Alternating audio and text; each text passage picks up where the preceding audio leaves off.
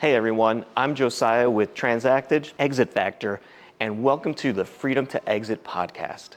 This is the show where business owners, entrepreneurs, and industry leaders share the real stories behind building, scaling, and ultimately stepping away from their companies on their own terms. We've got a great team. I'm joined by my incredible co-host, Sam Mitchell, former NBA Coach of the Year and player, actor Nadia Adelay, an entrepreneur, Floyd Williams, former SBA chairman for the state of Georgia, and Maurice Grant, founder of BYOB, a powerhouse team bringing together perspectives from business brokerage firms, marketing, and strategy. Together, we dive into what it really means to create freedom through your business, not just financial freedom, but the freedom of time, purpose, and choice. Because at the end of the day, it's not about the life you put into your business, it's about the life that your business provides to you. Each episode, we'll pull back the curtains on real-world exit stories, share proven strategies, and help you discover how to build a business that runs and thrives without you.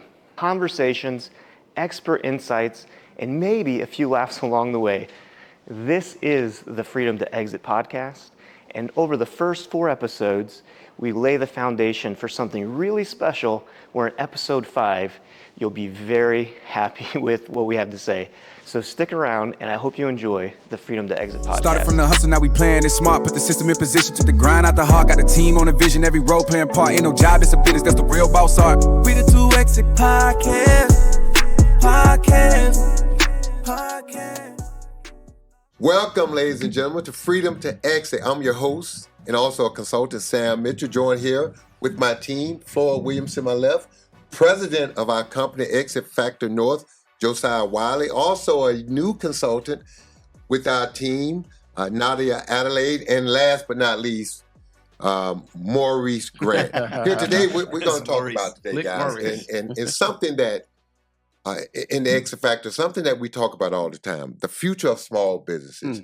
It just seems like, from our training, our understanding, small business is the background, it's the backbone, rather, of this country. When you think about, in our communities, every day that a small business closes, you got anywhere from 5 to 15 to 20 employees losing their jobs. And you think about the economic impact it has on those communities.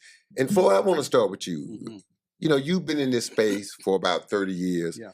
When you look at small businesses, what is the lifeline, the lifeblood, and what do we bring to the table to help support these small businesses? Well, that's a good question. You know, I have been the SBA business coach for the state of Georgia for about three years, and it's changed, it's shifting. I'm looking at the candidates that come into these cohorts, and the notion is just the same. You know, they're wondering, how do I compete in this very, very competitive space as far as small businesses? You were accurate when you said that the backbone of our country is based on the success of small businesses. That's why we have the SBA, right? That's why we have the SDBC in all the college campuses, because we know that as America, if we don't support those small businesses, our economy could collapse.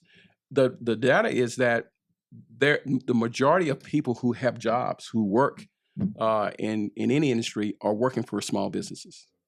And so what we got to do is got to think about where are we taking small businesses in 2025 and beyond. And one of the things, I know you would agree, Maurice, that a lot of the small businesses have to really integrate AI technology.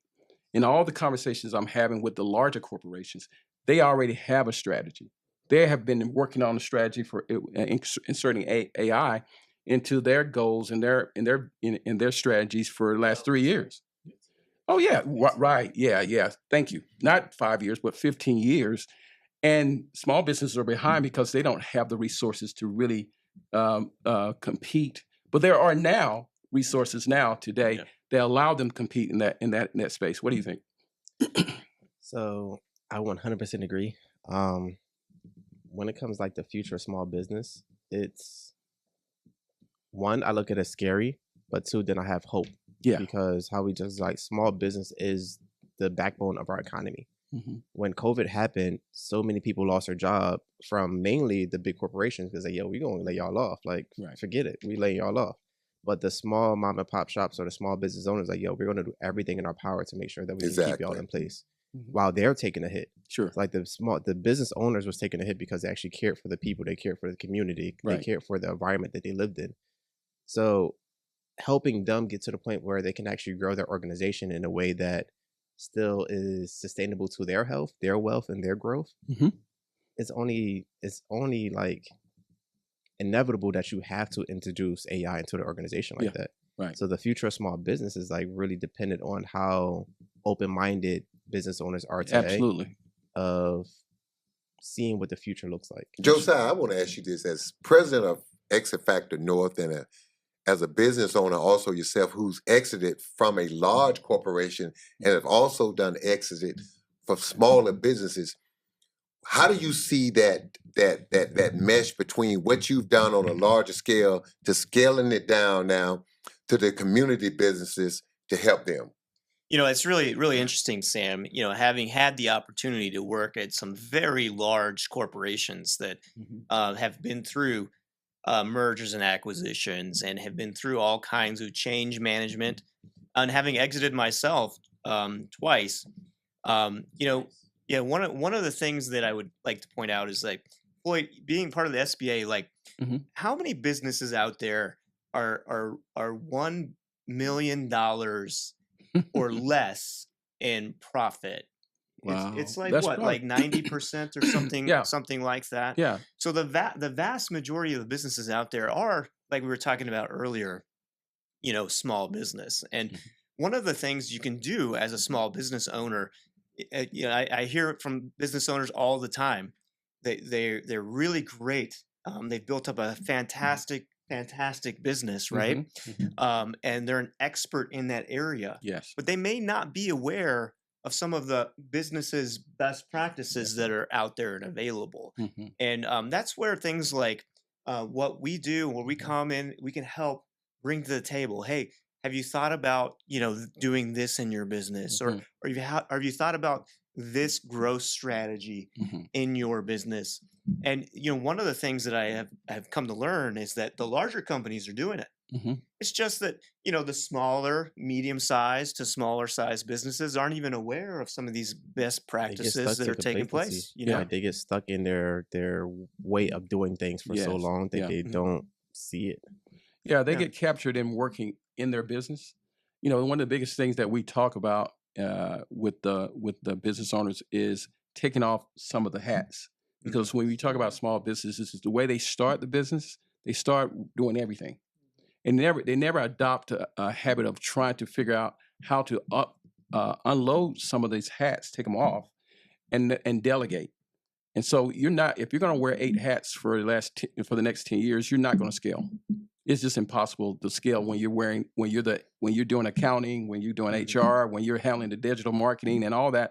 No person, human person, can do that and do it sustainably. You can't. It's not sustainable. Nadia, I want to ask you a question. Yeah. You, as a new consultant, a millennial, and at this table, and you're in that social media world, and I think what we got to start looking at social media people as they have their own small business now.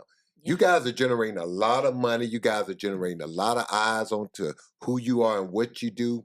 You as a person in that space, how do you utilize your influence to drive eyes and people to those small businesses? And as yourself, as a small business owner of your own social media network, how do you see yourself in the community as far as thriving and giving back? And I think we got to start looking at these social media influencers like yourself as small business owners. Yeah. It's interesting you say that, Sam. That's a great perspective because you are right. I am, in my own business. And that's how I treat myself. That's how I walk outside and I make sure I present myself as such whenever different companies, producers, casting directors, what have you, come to me and want to book me. I treat myself as a business. I make sure I have my writer. I make sure I have just all the things necessary for me to work and operate efficiently. But then hearing all the other different points made by Josiah and Floyd about just making sure you have the necessary practice, the best practices, that's where you tend to fall short because you do have so many hats on. You know, I am my own manager. I am my own marketer. I am my own social media post. Like I'm everything, you know? So just having different methods to help ease the operation of said business myself could just ultimately just make it flow and you know, make it less of a headache. But then also giving back to the community, as you mentioned, Sam, and aiding them in that way. I was privileged with a special ability to be able to showcase and promote different small businesses, the backbone of our community, as so many of you mentioned, in ways that they aren't able to or they don't even know about, you know? So it's about making sure that I learn those best practices to then implement them on myself, but then also give back and be an aid to the community, my community, whichever community that may be in, wherever I'm at in the world, to help propel these small businesses in the ways that they need. Josiah, I want to ask you a question. Hold on, Okay. Coach. I got a question for Nadia. Sorry, Coach. No I know problem. you're the host, but I gotta ask. You the this star question. player, though. Yeah. You're the star player. Time out, Coach. Time out, Coach. I My got a star question. player wants the ball, he gets it. I want the ball. So Nadia, you know, I'm sitting here listening to you talk about how you are a small business. You're a small business owner, and you have your brand. Yeah. And you have what we were talking earlier, like 1 million people or so that follow your brand. Yeah. And so my question is, before meeting us and before having a conversation and coming on with us as, you know, an Exit Factor consultant expert, did you think about exiting? Did you start with the end goal in mind of eventually coming to the point where you will exit and sell your brand? Or are you, you know, so you've been really focused on what you're good at, you know, building the brand, but not really thinking about that exit? Yeah, that's a great question. And the answer to that question is no. I don't feel like anyone in my position particularly, but a lot of business owners, I don't think that they think about that exit plan. You know, when they think exiting, I feel like they equate it to failure, or they equate it to you know, not doing service or justice to something that they've put so much time and money, equity into. So that's an interesting question, and I will start thinking about it more. You know, as I build my brand, as I put so much blood, sweat, and tears into this baby that I've worked to build. You know, what does that look like? You know, maybe selling or leasing the brand Nadia Adelay. I don't know, but I think it's definitely something to look into, worth looking into, and having conversations with professionals about seeing those options. And what that may look like. You brought an interesting a point up, because that was profound. That's a profound thought. You said sometimes when small businesses hear the term exit, they equate it to failure. That's interesting. I mean, I think there's some credence to that. When I had my advertising agency, it was called Williams Advertising. It's my name, right? And for someone to see that I am leaving the marketplace, I'm leaving that industry, it does equate sometimes as a fail. Yeah. Like, what happened to your company? What happened to your legacy? Right? And we get emotional about it.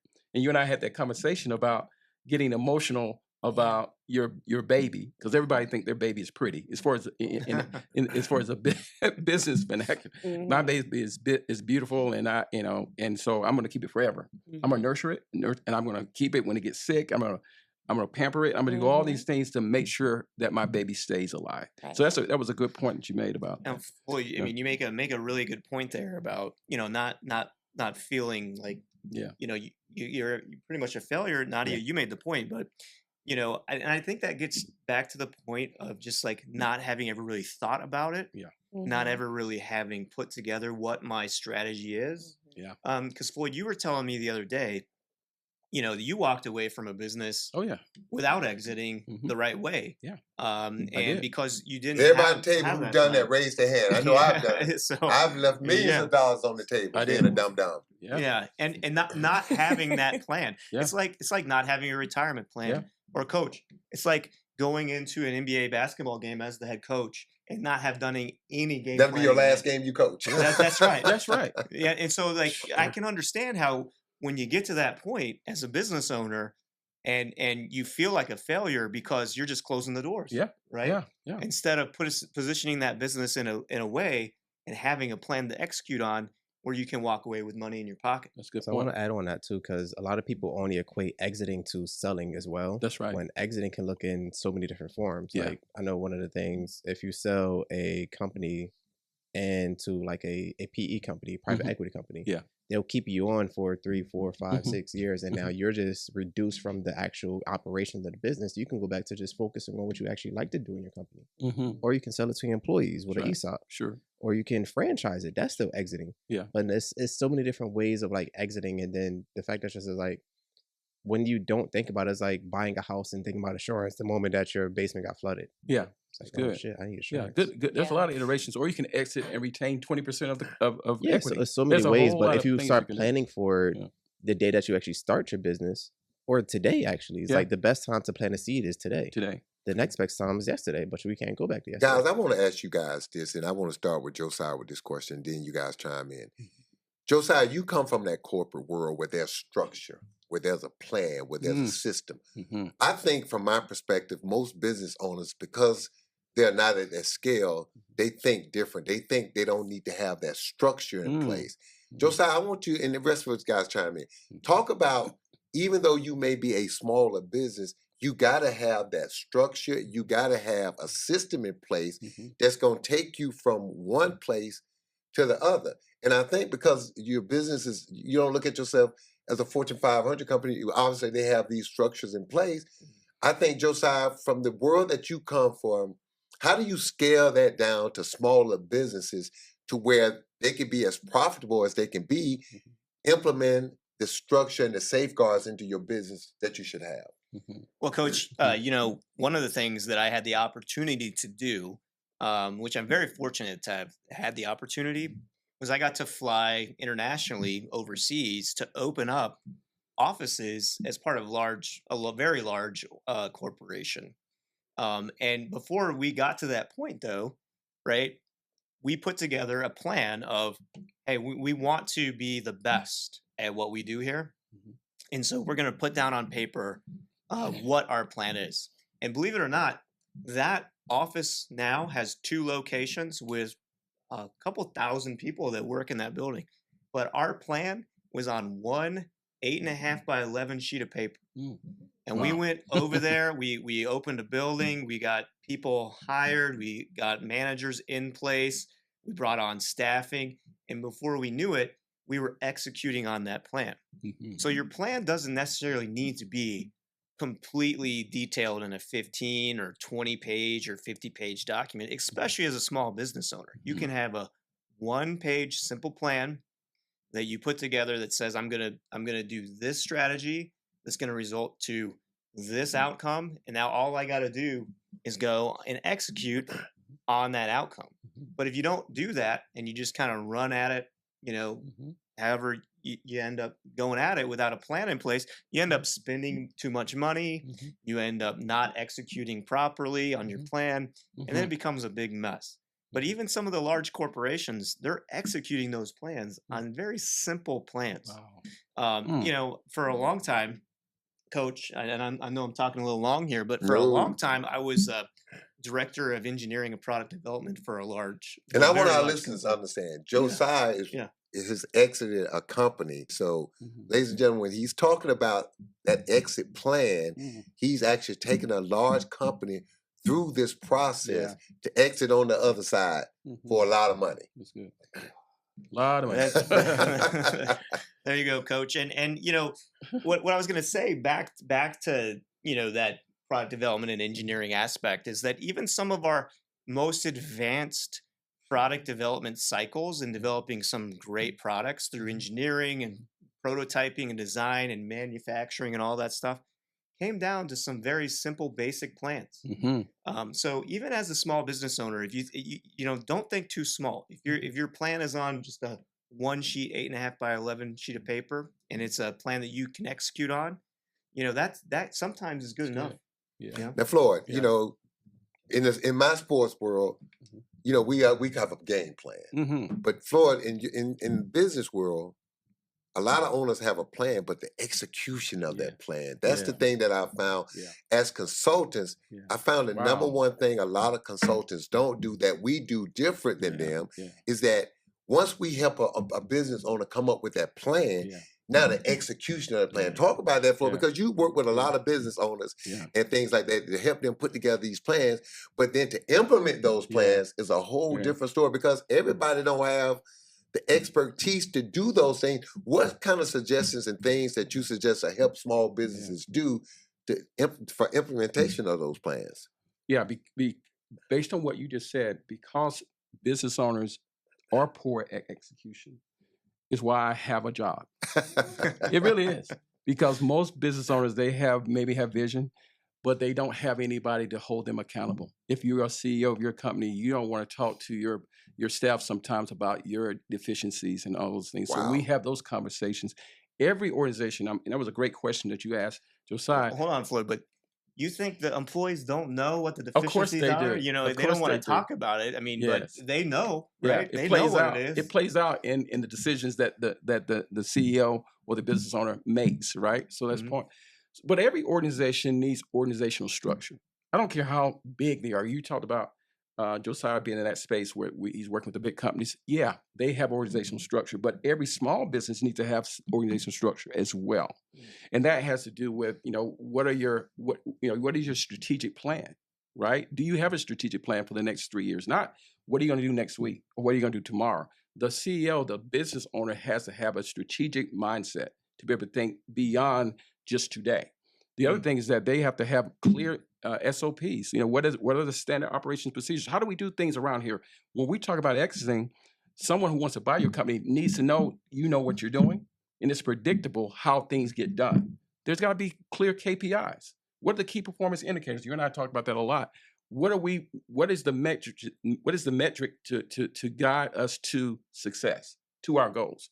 All those things are what big companies do, but they also need to be the things what small companies do too, to keep to have structure and to have processes and systems that are duplicatable, they're predictable. That's how you scale. I would totally agree. And it doesn't matter if it's a one-person organization or That's up to a 3,000 person organization. Yeah. Because like, if you're not tracking those KPIs, you're not tracking those SOPs, or if everything is documented in your head, you'll never be able to do anything. Scale. Because like, if I come in and try to acquire a business, or if I want to be an investor or an employee at that, I need to know everything is all in your head. Right.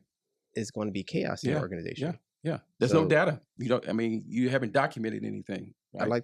I have a saying that I love so much, and it's because it resonates with me. But when people hear it, it's like, wow, when you put it like that, like, if you're not the creator of the system, is your enemy. Yeah. Like any system that you're not curating for yourself, like think about the healthcare system.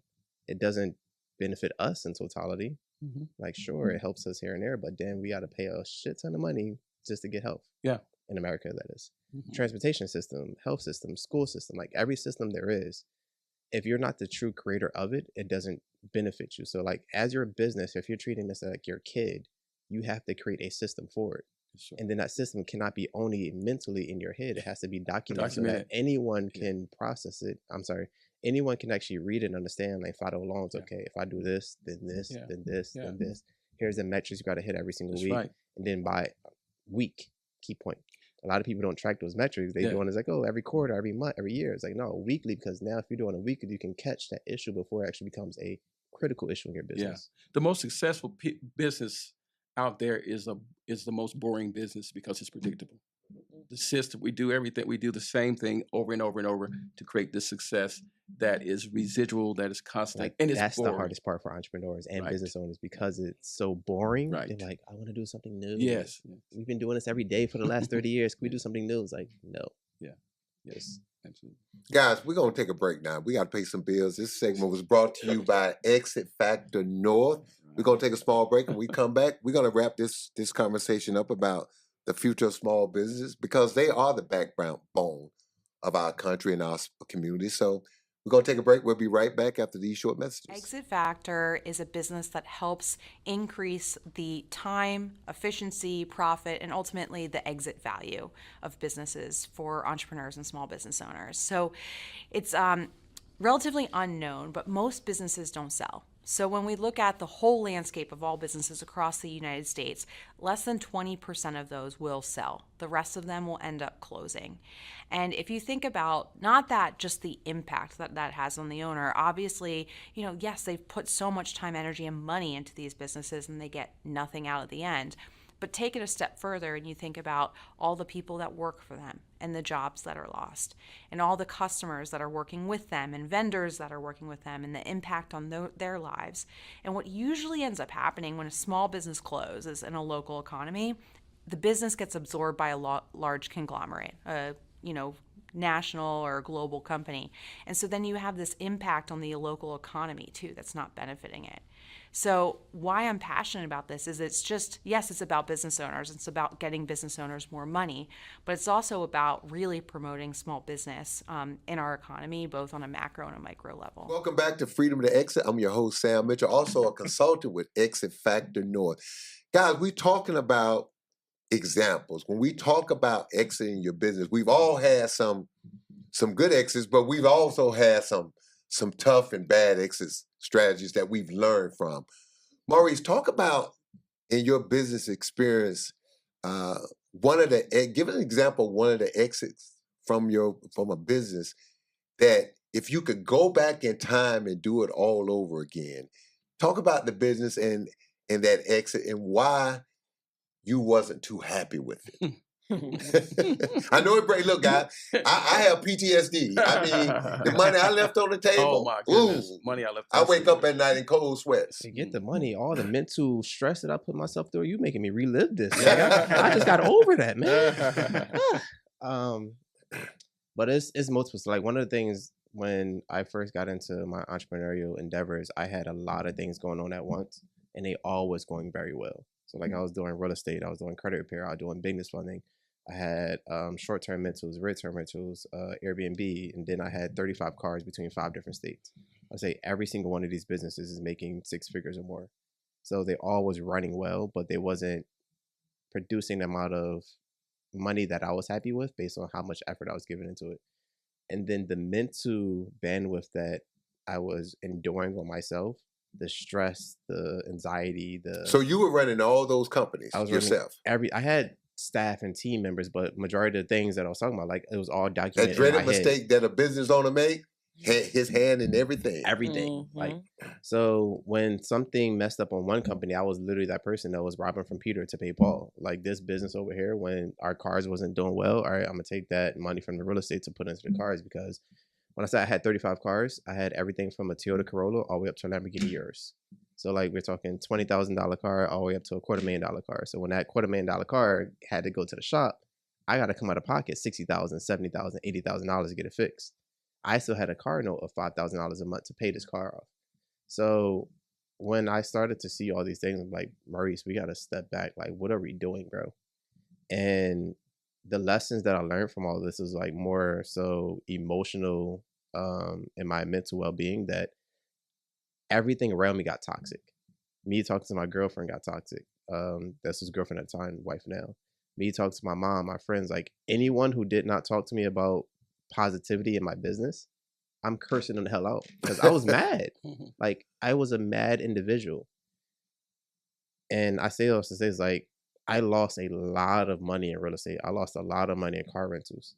But because I had so many things going on and I wasn't clear on what I wanted to do, I was just chasing the latest and greatest new thing that just aroused to me or got brought to my attention. Like one of my friends like, yo, we get into the trucking business. Like, oh, what's up? Put me onto it. Like, what you need? And I'm like, nah, bro, we're not doing this. Like, Maurice, let me ask you a question about your example here of the business that you were in. You didn't really have an exit plan, right? So my question to you is like, you were telling me the other day that you took some time off from all of this, and you flew down to Florida, and when you stepped out of the business, what happened? So that was the car rental business in particular. And when I went to go to a conference to learn more about business, a business conference for a week, my business kind of like took a crazy hit. So car rentals in particular, the person I left in charge, I told him what to do. He worked with me for probably 2-3 months. He gave one of our most expensive cars, not most expensive, but a high-end car, Range Rover, to a person who had no paperwork, no insurance, no nothing. So he just got a signature on the thing and a down payment. And he ended up like stealing the car, right? Stole the car, took it to Canada. Oh, did we it. all, Stole the car, took it to Canada. Nothing good. Nothing good. Once you Bro, cross that border. This was a whole movie scene. Like, so the cop had called me investigating me as if I was a person that didn't. I'm like, bro, I don't even know what you're talking about. He said, Maurice, you're on investigation right now. We found your car. Do you know where it's at?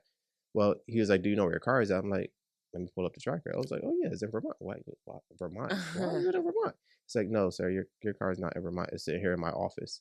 But that car went through a shootout. It had $1.8 million worth of cocaine in the back of it. The person who had it, they got a kidnapping. They literally stripped the guy naked and threw him off the highway, tied up and everything. Oh my god! This is the movie. This is the Bro, movie. so I'm on the phone with the sheriff, and he's like, literally still investigating me, and I'm over here and taking it like Because you're the owner. serious. Like, Your owner. So let me ask you this. That bad experience that you had could leave a bad taste in your mouth. Yeah. What did you learn? Good That's question. the key. Because the thing as a coach in my business endeavors, I don't always focus on what happened.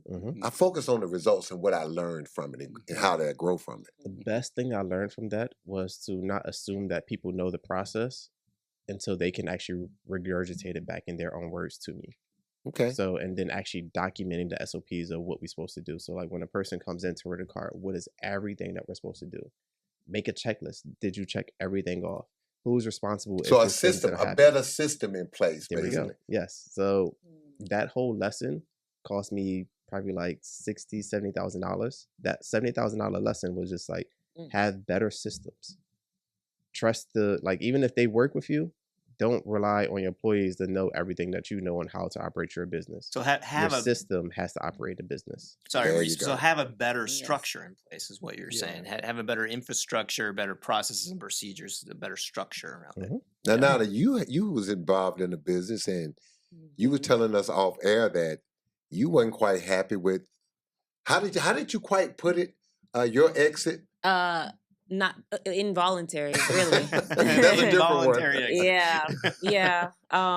So I had a company, a mobile bartending company based out of South Florida. I like that mobile bartending. I That's like awesome. that. Yeah, thanks. It was when it was active. But yeah, it was, just like many other business owners having to start something. It was my baby, put it together from the ground up, purchased all the supplies necessary for it. I was in a good position because I had a home-based banquet hall to bartend out of. My mom owns a banquet hall in Miramar, Florida. So we had a home base to bartend out of, but we also sought after outside parties and events and affairs that we would bartend out of. So that business went well for quite a while. As Floyd mentioned earlier, the mistakes that a lot of business owners make with just wearing too many hats. I was everything. I was the bartender. I was the manager. I was the hiring manager. I was, dealing with the clientele. I was making sure they gave reviews. I was doing everything. And the reward started to, where the weight of it started to outweigh the reward of it after a certain point. And I found myself just distancing myself from that baby just because of that after a while. And, different troubles arose, with bartenders not respecting the clients and allegations of theft with the alcohol and all these different things that I just didn't know could happen. I mean, I guess I knew that it could happen, but I didn't foresee it. So I didn't have systems in place to deal with that. I was just, going off of just the vibes. Just could, Off the vibes. trying to just make it better.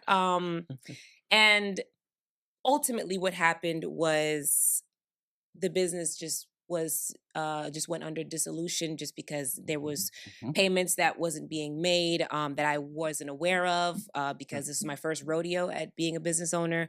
And I was operating the company actually for like 5 months without knowing it wasn't active anymore. And someone was trying to tell me, I was like, wait, no, it's That's active. funny. So yeah, but if I had just known these things and, maybe even consulted with experts in these areas to alleviate this stress and all the obligations, at least just procedural wise, help me in that aspect. It could have been different. I could have been less stressed about this baby. Like it was, I was pulling my hair out. It was all different kinds of crazy things.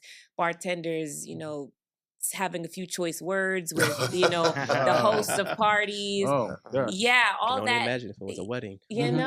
All that when I'm not there, because I expect my staff to be, have couth and, I train them properly, but it's, things are going to happen. So, but just having these procedures in place, to help aid whenever things arise that are undesirable. Now, Floyd, you've been a business owner. You've owned mortgage companies. You own marketing companies. Talk about, and you've exited several companies. Talk about, and some on highs and some on lows. Talk about one of the lows of one of your exits from one of your businesses. Yeah, what you said, Sam, about leaving money on the table is my story of leaving a lot. When I say money, millions on the table because of lack of understanding about exit.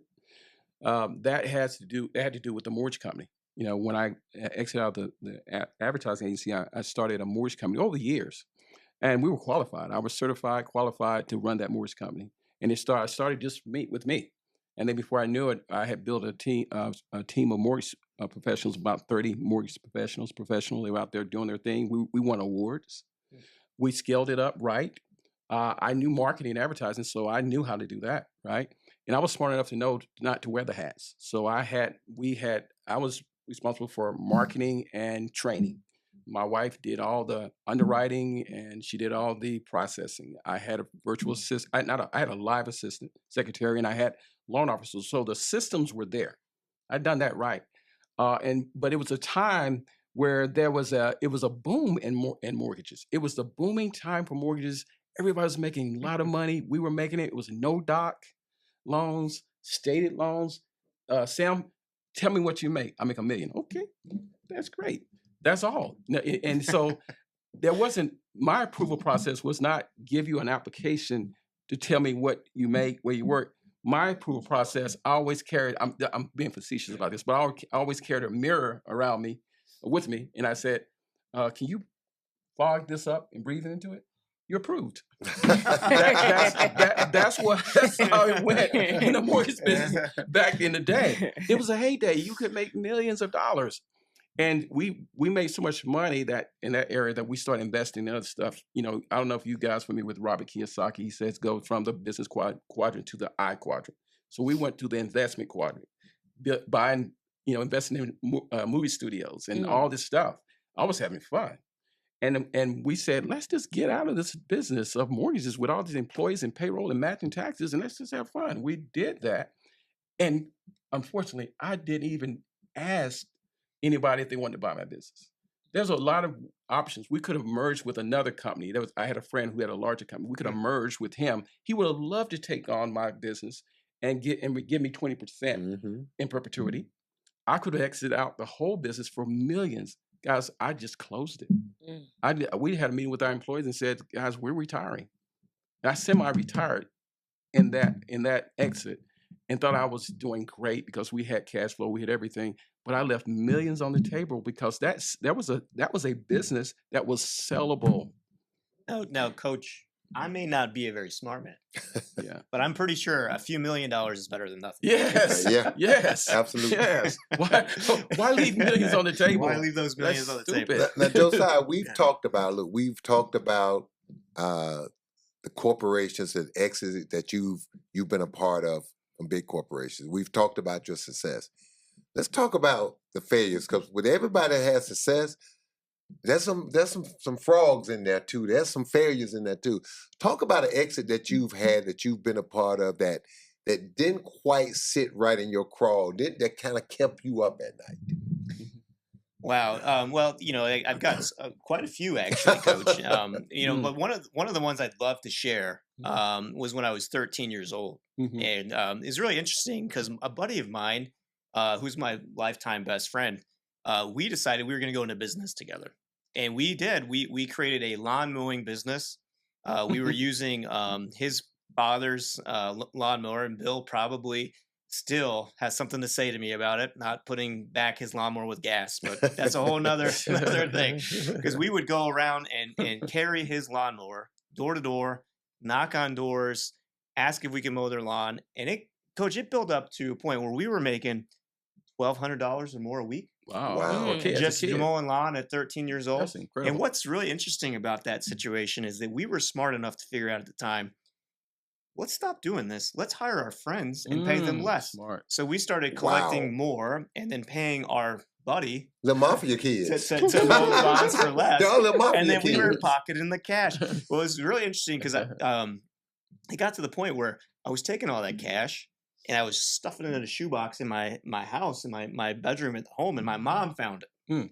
And boy, was she curious where all that cash was coming from. Wow. But needless to say, had I been a little bit older and a little bit smarter, right, that would have been a business that I very easily could have put in a position at 13 years old and position it to sell. But instead, what we ended up doing with it?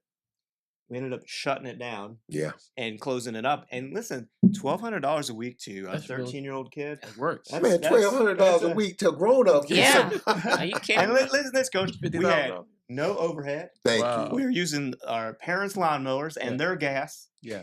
That's crazy. Yeah. And all we were doing was paying a few dollars a week to pay our friends to mow lawns. And we had a huge operation going there for a That's while. the sweet life. But that's a fun example Yeah. of a business that I built up that didn't exit well. Another one that didn't exit well, that's more serious. It got to the point where we had invested a lot of money. It was an industrial business, industrial equipment business. There are a lot of investors. It got to the point where we just simply run out of money, run out of funds, because we didn't have a plan. And needless to say, one night somebody broke into our building, stole all of our stuff, and took off. And it got pretty hairy there for a while.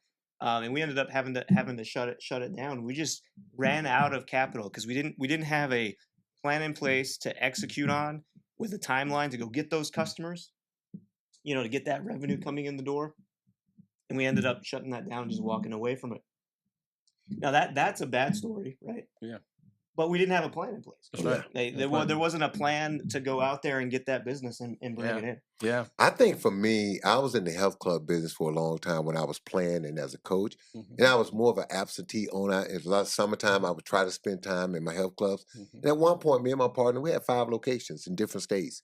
And I think the biggest thing for me was that when I started going through personal issues and then COVID, and then the economy kind of flipped, it put me in a bad space mentally. Yeah. And I didn't take time to take a step back and look at everything. I just wanted out. Yeah. And if I had to do it over again, I would have sat back and understand, don't make decisions when you're under pressure, when you're stressed out, when you got all these things in your personal business life going on. And if I had to do it over again, I would have held on to my health clubs. Because looking at them now, they're still in existence. My partner still owns them. He's grown them from 5 to about 15. He's expanded. And I really feel like, in a way, he took advantage of the situation because I was confiding in him what I was going through which I planted the seed in his mind to offer me a package to exit. Mm-hmm. You know, and not thinking I should have been like, no, don't make. And my wife used to tell me all the time, and I listen to her now, don't make decisions when you're under duress. That's right. Just don't, because you're not thinking properly. And so I think we've all learned from the thing. Just one quick thing, guys.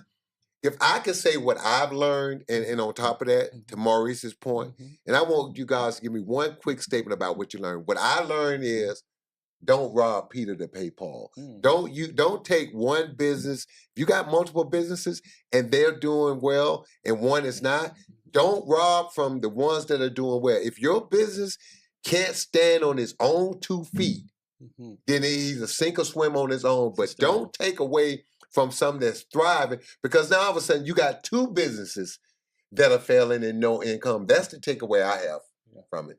Yeah, my takeaway is surround yourself with a core team, and that's what I think Exit Factor is about. We have experts who actually have gone through the processes of learning from the hard knocks. Why not surround yourself with people who actually have been there, done that, and they're your advisors. Those are the people who say, hey, don't go this direction, take a detour. Don't do this, take a detour, based on documentation. And I always say documentation beats conversation every time. Yeah. And to go along with that, like documentation and what is your plan? Like all of us just gave examples of situations where we were in businesses, running businesses, and we didn't have a plan, right? So, one of the things I would say is, 80% of businesses don't sell, right? 20% do. Yeah. So don't let that be your story, right? Let your story be, I'm going to be in the exclusive 20%, right? And that's what I would gain from this.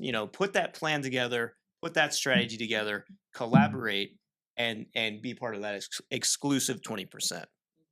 Stop. But I've gained also, to Maurice's point, 2 for 2 over here, buddy. Mentioning about the procedures, if it's not your own plan implemented, it could be your enemy. I really like that point that you made earlier.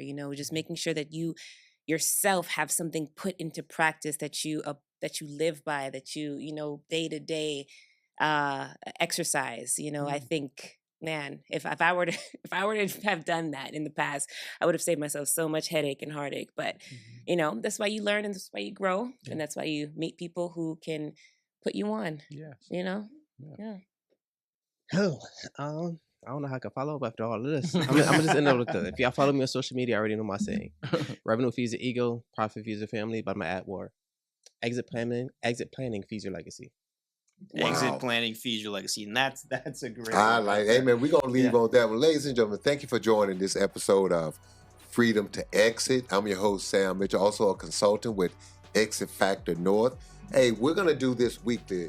We're going to do this every week. We're going to educate our viewers out there, our listeners out there. We're going to help you plan your exit. And this is what you have to understand and realize.